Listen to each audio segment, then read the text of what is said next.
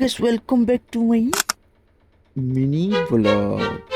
आज ब्लॉग रे संग मैंने देखी पारुथिबा हम एटा पले छु गोटे डैम पाके हम एटा बोलबम पार्टी संग छु रंदा बडे चलछि बडा तरकार रेडी जते एटा मैं पनीर के भी काटा कुटी कर दे पनीर काटी कर राइस पके देते से देखी पारुथिबा पनीर भी भजा भुजी स्टार्ट कर देली एटा बिना प्याज लहसुन बिल्कुल जीरा टिका रो अदरक टिके दी कर एटा हम ताको घाटा सना कर दे टमाटो टिके भी पके दे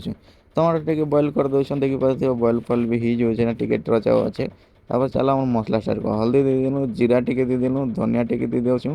धनिया दी कर देखी पारुथिबा बेड़ा मिर्चा पाउडर टिके भी दी दउछु और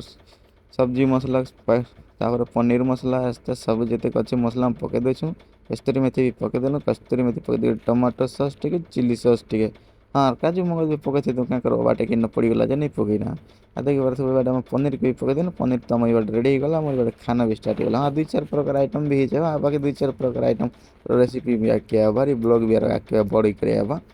आज लगे थी देखी दी थी देखी पड़ो मुझे किन जगह रही भोजी कर आर एमती आम सांग मन से जुड़ी कर जाके जाऊे देख रेडी हम देखी पार्थ किन डैम जे ठीक खाली डैम।